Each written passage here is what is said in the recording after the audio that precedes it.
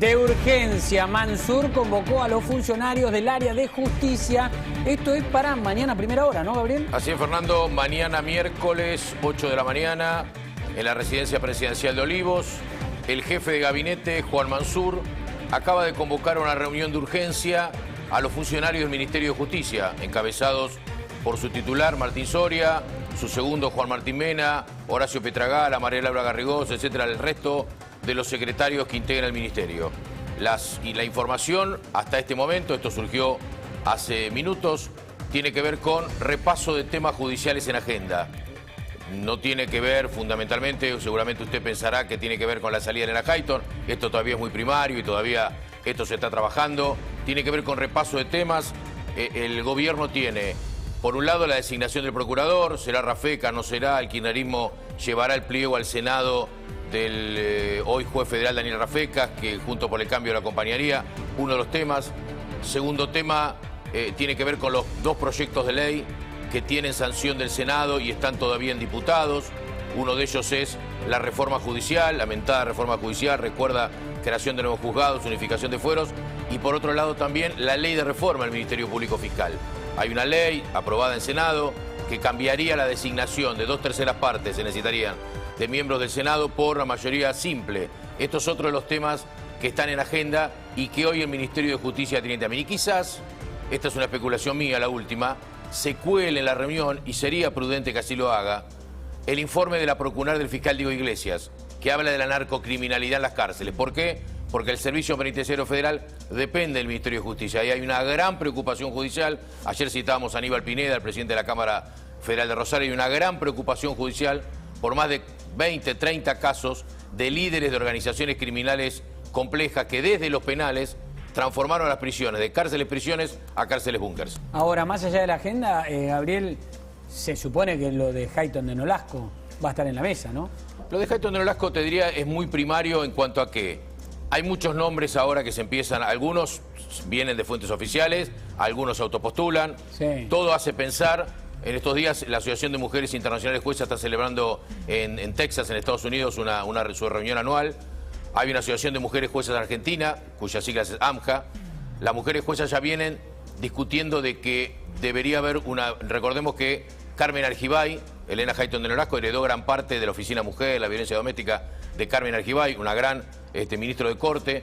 Cuando Carmen Argibay fallece y eran 2 mujeres en la Corte, su vacante fue cubierta por un hombre. Claro. Hoy son 4 hombres y todavía la ministra de Corte... Yo te digo que es muy probable que sea una mujer quien la reemplace. Por supuesto, porque esto lo dice el decreto 222, ahora vamos a hablar con un especialista como es el colega y amigo Diego Armesto, pero por supuesto todo implica que debe ser una mujer. Hay varios nombres, no quiero todavía mencionar algunos porque, reitero, algunos que surgen de fuentes y otros que surgen de fuentes donde se autopostulan. Con lo cual, cuando tengamos un poco más tamizados los nombres, podemos especular. Va a haber algo más lógico. Porque en 30 días contadas a partir del 1 de noviembre, por el decreto 222, tiene que ya el Poder Ejecutivo elevar al Senado y a partir de ahí empezar todo el tratamiento que seguramente ahora el doctor Armesto nos va a poder ilustrar. Vamos a saludarlo. ¿Cómo no? Directamente. Sí, señor, es un gusto. Diego Armesto, ¿cómo va? Buenas tardes. Hola Fer, hola Gaby. ¿Cómo te va, Diego? Y aprovecho para saludar ahora públicamente a Eduardo y a Lucila por la beba. La verdad es una gran alegría. Están disfrutando. Diego, primero, ¿te sorprendió la decisión de Hayton de Nolasco?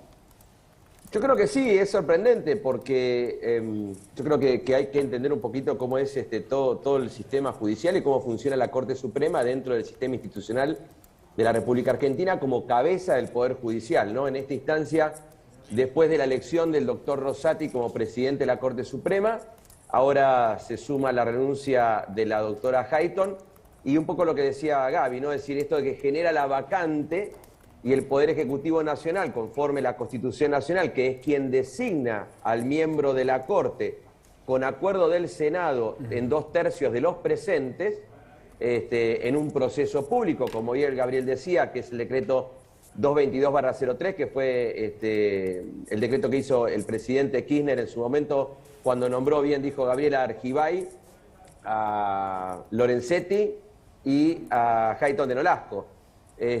Fue cuando, y también con Zaffaroni, fue cuando se abrió ese proceso donde los ciudadanos, la sociedad civil y todos pueden participar en un proceso que va en 2 cuerdas distintas. Una es cuando hace la presentación del Ejecutivo, es el plazo que se abre dentro del Ministerio de Justicia de la Nación, donde uno puede presentar todas las impugnaciones y las notas a favor del candidato, y después el proceso, cuando pasa que el presidente y el Ministerio de Justicia hacen un informe, lo pasan a la Comisión de Acuerdo del Senado para que este mismo procedimiento se practique dentro del Senado. Sumado a que después la Comisión de Acuerdo le hace la entrevista y en esa entrevista también van a escucharse las impugnaciones y las aseveraciones a favor. Yo creo también, como decís vos, Gabriel, es decir, yo creo que la reunión de mañana en la mesa va a estar seguramente el tema, pero yo creo que, como bien vos dijiste, hay muchos que se autocandidatean. Si entramos a las redes sociales, ya hay gente que se está autocandidateando. Son todos Caruso Lombardi ahora, ¿no? Son exactamente, son todos para las elecciones están. Y la verdad yo creo que tiene que ser yo creo que a la Corte Suprema a veces hay que tomarla en serio, ¿no? Es decir, yo creo que la Corte Suprema hay que pensarla de acá para adelante, que trasciende los gobiernos, es decir, trasciende la coyuntura política. Ahora, Diego, ¿vos crees que la situación política actual, esta de una elección que puede llegar a ser desfavorable para el gobierno, le puede llegar a complicar a la figura que va a asumir en la Corte llegar? Digo porque se necesita un consenso obvio, ¿no?, en la designación del juez de la Corte. Digamos, llegar ahora con un Parlamento más dividido, supuestamente va a ser más complicado. Mira, yo sumo, perdón, Diego, Dale, Gaby. yo sumo que a veces es más complicado y más complejo políticamente designar un ministro de la Corte y designar dos. Porque a veces designando dos, entre la oposición y el oficialismo, claro, se reparten y entre ambos se dan el acuerdo. Claro. Quizás con uno solo. Y te amplío la pregunta de Fer. ¿Pensás que esto puede ser también una moneda de cambio con el procurador? ¿Con el Procurador General de la Nación? Bueno, a ver, puede ser una... Yo creo hay dos, para contestar las dos preguntas. Una a la primera de Fernando. Fernando, obviamente que la elección de noviembre puede condicionar, que es lo que recién decía Gabriel hace un ratito, con esto de la mesa judicial, en el plazo que todavía no tenemos un procurador, que el presidente había designado a Rafecas, ¿no? Es decir, es el día de hoy que todavía seguimos discutiendo el procurador. ¿Por qué? Porque la oposición un día dice lo votamos, otro día dice no lo votamos, entonces eso te complica un poco la designación. ¿Pero por qué? Porque va enganchado eso el procurador a modificar la ley, que es lo que quiere el kirchnerismo, que esto es lo que a veces tenemos que poner señal de alerta, porque el kirchnerismo yo creo que va a querer instrumentar o poder meter la cuña, para no ser muy académico, y poder condicionar al candidato. Ahora, en la teoría que dice Gabriel no es tan descabellada, porque podría ser una... Pero bueno, acá me voy a contradecir con un poco lo que decía Cristina Fernández de Kirchner en el año 2006, en el debate cuando se reducía la Corte Suprema, no sé si lo recuerdan, que se pasaba a ese que, bueno, mientras se van renunciando, se van, y la reducimos a 5. Ella decía que el Poder Judicial se caracterizaba por el toma y daca. Entonces, lo que tenemos que aprender, que por eso dije que el Poder Judicial y la Corte Suprema de Justicia es una institución que trasciende la coyuntura política. Entonces, en esa trascendencia de la coyuntura política, yo creo que hay que dejar de lado el toma y daca. Yo creo que no es cambiar figuritas la Corte Suprema. Sí coincido con Gabriel en que si hubiera dos lugares es mucho más fácil, hay uno solo, y yo creo que el presidente de la República y la política en esta instancia, pensando en las generaciones futuras y en la institución Corte Suprema, se tiene que poner por encima de la coyuntura política y de cualquier especulación que indefectiblemente siempre daña a la institución. Un poco ustedes lo hablan, ¿no? Es decir, lo hablan con Willy, lo habla Gaby, lo hablan todos, ¿no? Silvia, es decir, siempre tenemos una crisis económica, una crisis institucional, una crisis política. Bueno, no pensar en la Corte Suprema a largo plazo y como una institución que le dé prestigio y que ponga por encima de todo el Poder Judicial y empezar con la especulación política, vamos a terminar una vez más dañando a una institución que viene dañada de hace mucho. Con un dato, Diego. Enrique Paisao en 1994, cuando debatía el artículo 114 del Consejo de la Magistratura, comienza diciendo que en una encuesta, fíjense, en el 94, el peor de los tres poderes era el Poder Judicial. Entonces, si volvemos a manosear el Poder Judicial con la designación de porque es amigo de o amigo de, vamos a terminar chocando la calecita. Diego, última pregunta por mi parte. Sos un especialista reconocido en Derecho Constitucional y tenés gran conocimiento de la Corte. ¿Vos crees que el nuevo ministro o ministra de la Corte debería ser alguien especializado en temas penales, en temas constitucionales? ¿Por dónde crees que vendría la especialización con este nueva, que no sé si se dará en este gobierno, no sé si de acá a diciembre habrá tiempo, será con la nueva composición del Senado? Yo creo a ver, si nos ponemos a pensar hoy la Corte, nos faltaría, creo que alguien que haga penal, ¿no? Porque Maqueda fue convencional constituyente en el 94, Rosati constitucionalista y sabe mucho de derecho público, Rosencrantz derecho privado, y me queda Lorenzetti, que es derecho privado civil.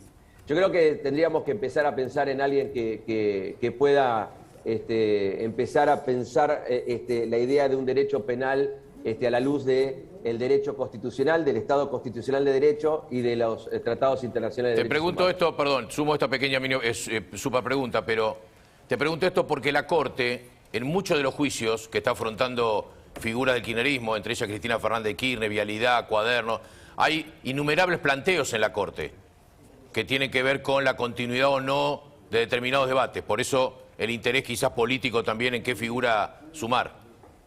Sí, por eso yo te digo, es decir, yo creo que hay que tratar de poner de relieve las calidades y cualidades del candidato, pero pensando también en cuidar la institución, Gabriel. Yo creo que es fundamental. Es decir, si uno piensa hoy en la composición de nuestra Corte, nos estaría faltando una pata de un penalista, de alguien que sepa verdaderamente penal, pero que le dé calidad y que tenga calidad y cualidades que lo hagan verdaderamente honorable para integrar la Corte Suprema de Justicia Diego, de la Nación. ¿hay plazo A ver, lo pregunto de esta manera.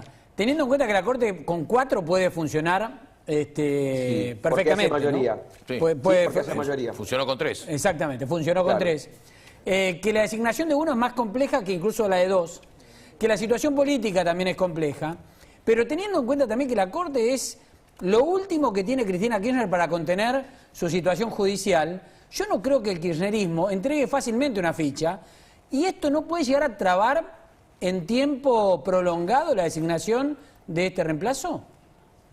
No, porque acá voy a retomar el guante de lo que dijo Gabriel. Puede ser una monedita de cambio también entre el procurador y el ministro de la Corte, que se lo dejen poner al kirchnerismo, y el kirchnerismo le destrabaría al presidente la designación del procurador. Fíjate que ya hasta dejo afuera la oposición. Ya estoy hablando de la... Sí, pero ahí el peronismo se quedaría con las 2 fichas. El peronismo se podría llegar a quedar con las 2 fichas. Está bien que a Rafecas la oposición lo bancaría. Sí, lo bancaría, exactamente. Pero igualmente, a veces, yo sé que y esto no es una crítica al periodismo, pero a veces a los jueces tenemos que tratar de destrabarlo. Yo escuchaba hoy un colega que decía, bueno, 2 peronistas, 3 peronistas, 4... A veces no hay que verlo tanto como peronista, porque a veces en los fallos los miembros de la Corte van y vienen. A veces parecen radicales, otras veces parecen peronistas, otras veces parecen socialistas. Entonces, me parece que en esa instancia yo creo que lo que hay que ver, Fernando y Gabriel, es en la especulación, en esta monedita de cambio que el kirchnerismo puede utilizar con el Poder Ejecutivo Nacional, diciéndole, bueno, vamos a bancar a Rafecas, pero vos tenés que dejar a mí que yo elija al ministro de la Corte que va a ocupar el lugar que deja Diego, vos, respuesta corta porque el tiempo es tirano. ¿Vos vinculás la salida de la doctora Hayton con la votación de días pasados de la Corte, lo que pasó con el ministro Rosati, Lorenzetti, o quizá la doctora Hayton por su edad y ya, digamos, cumplido ya más de 75, tiene 78 años, prefirió dar un paso a costado? Yo creo que la Corte Suprema de Justicia de la Nación, después del caso Cifrin, dejó establecido la cláusula del artículo 99, inciso cuarto, en cuanto a los 75 años.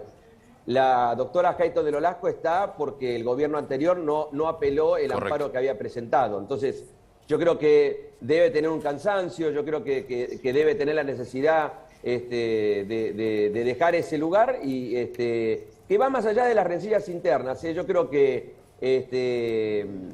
uno puede llegar a especular con que a veces la Corte Suprema y tiene determinadas decisiones, o como fue la elección del presidente de la Corte. Pero yo creo que si son 4 personas, 5, hay que buscar alguna manera de encontrar un camino para resolver estas cuestiones y que la Corte como institución tenga su presidente, su vicepresidente y pueda funcionar. Porque lo que siempre tenemos que saber, más allá, como bien decía Fernando, de la necesidad que tiene el kirchnerismo de llegar a la Corte Suprema y tener alguna posibilidad de tener acceso a ese lugar, es que a veces la Corte, y la mayoría de las veces, resuelve las cosas de los ciudadanos de a pie.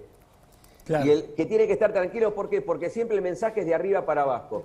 Si yo tengo una Corte que se muestra para afuera independiente, institucionalmente, y me da garantías de independencia del Poder Judicial, yo creo que puede ser un lindo mensaje para abajo para que el Poder Judicial también tome conciencia y pueda al ciudadano de a pie tener la respuesta de los problemas que tiene día a día. Diego, gracias por la comunicación, como siempre. Un abrazo grande a los dos y cuídense muchísimo. Hasta Gracias. luego. Chao, chao. Diego Armesto.